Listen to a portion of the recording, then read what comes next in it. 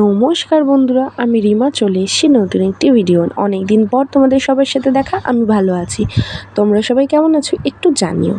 চলো তোমাদের সাথে একটা জিনিস আজকে শেয়ার করি। দেখছো কড়াকন নিয়ে রেডি, যাচ্ছি আমি যুদ্ধে। কী যুদ্ধে? রান্না করার যুদ্ধে। বাড়িতে আজকে আছি আমি, ছুটি আমার।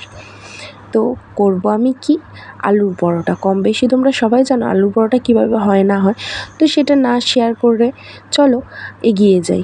এখানে আমি কি কি দিয়েছি হচ্ছে চিনি, পরিমাণ মতো নুন, পরিমাণ মতো তেল, সমস্ত কিছু দিয়ে ময়ামটা ভালো করে মেখে নিয়ে গরম জল দিয়ে মেখে একটা ডো তৈরি করে নেবো। সেটা এবার লিচি কেটে নেবো। এটা তো তোমরা সবাই জানো, এটা কমন বেসিক।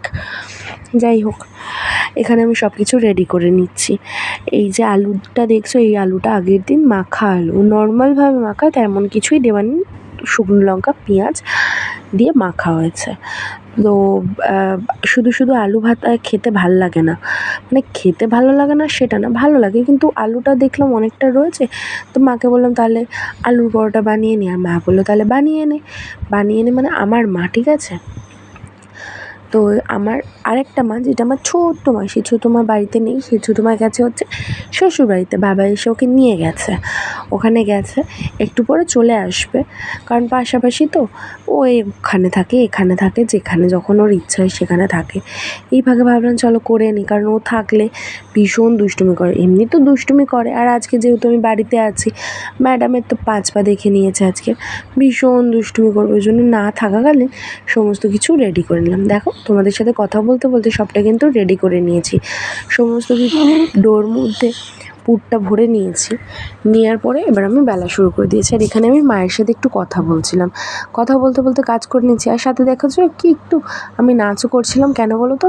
কারণ গান ছাড়া আমাদের জীবনে কাজ হয় না, গান শুনতে আমাদের হবেই। গান শুনে শুনে মা মেয়ে কাজ করি আমরা। আর এখানে দেখো তেল, কেউ আর বললো না বেশি তেল খাচ্ছি।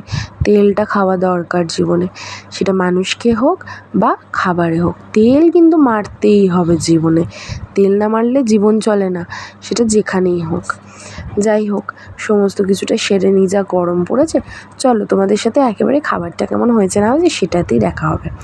এখানে দেখো কথা বলতে বলতে আমার খাবারও হয়ে গেছে। এবার আমার মা এখানে রিভিউ দেবে।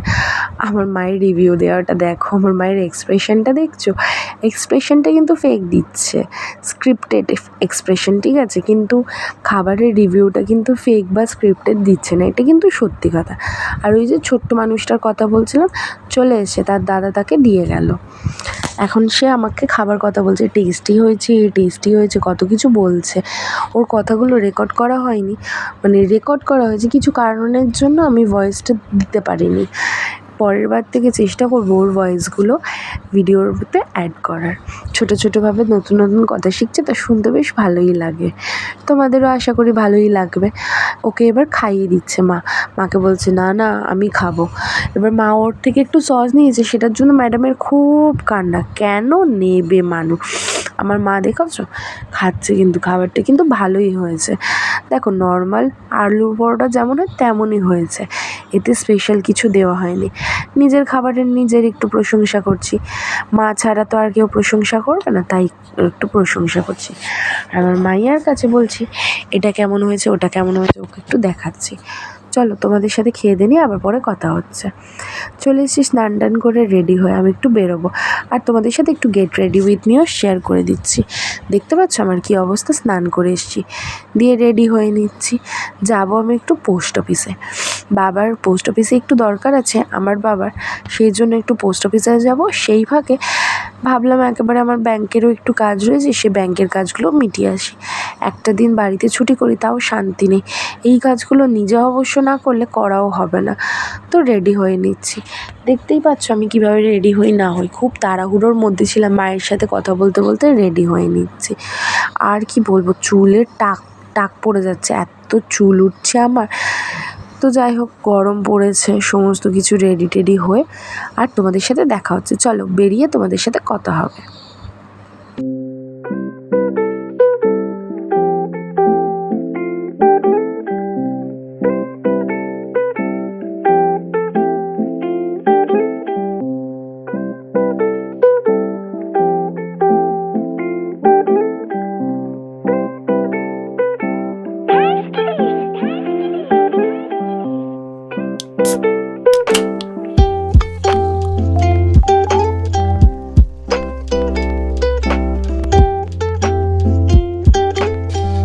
এখানে আমি বেরিয়ে পড়েছি। এই যে রাস্তায় একজনের সাথে দেখা হয়ে গেছিলো, তার সাথে একটু কথা বলছিলাম। এখন দেখছো সবে বাজে 11টা, রাস্তা পুরো ফাঁকা হয়ে রয়েছে। যাবো অনেকটা দূরেতে, অনেকগুলো গাড়ি জার্নি হবে। অটোতে উঠে গেছি, বসে আছি। অটোটা এখনও ছাড়েনি, কারণ প্যাসেঞ্জার ভর্তি হয়নি। প্যাসেঞ্জার ভর্তি হলে অটোটা ছাড়বে। তোমাদের সাথে নেবে কথা বলছি। অটো থেকে নেমে পড়েছি। রাস্তাঘাটে যা রোদ, ভীষণ রোদ। আমি না সবসময় ছাতা নিই না, কিন্তু আজকে বেরিয়েছি, ভাবলাম ছাতাটা নিয়েই বেরোই, ওই জন্যই ছাতাটা নিয়ে বেরিয়েছি। এবার আমি রিকশায় উঠবো। যেখানে যাচ্ছি অটো করেও যাওয়া যায়, কিন্তু অটোতে প্যাসেঞ্জার ভর্তি না হলে ছাড়বে না, আর অতক্ষণ দাঁড়িয়ে থাকার আমার একটু ইচ্ছা নেই। ভীষণ জল তেষ্টা পেয়েছিল, ভাগ্যিস জলটা নিয়ে বেরিয়েছিলাম, একটু জল খেয়ে নিলাম। রাস্তায় কেনা জল খাওয়া ভালো, জলই তো হয়, কী সব বকছি না পাগলের মতো আমি। রিকশা থেকে এবার রিকশায় উঠে গেছি। কাকুকে বলেই উঠেছি আমার কাছে আজকে একটা বড় নোট আছে, কারণ আমার কাছে একদম খুচরো ছিল না। একটু খ্যাত মেরে নিচ্ছি, একটু সুন্দর দেখিয়ে নিচ্ছি, দেখতে পাচ্ছ তো। চলো তোমাদের সাথে এবার নেবে আবার কথা বলছি।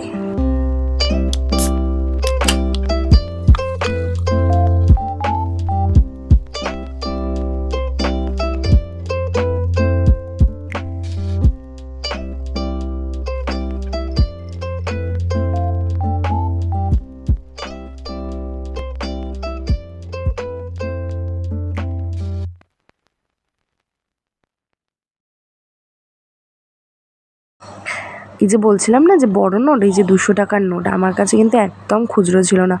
ওটার সময় কাকুকে বলছি, কাকু আমার কাছে কিন্তু 200 টাকার নোট, খুচরো হবে তো? কাকু বললো হ্যাঁ।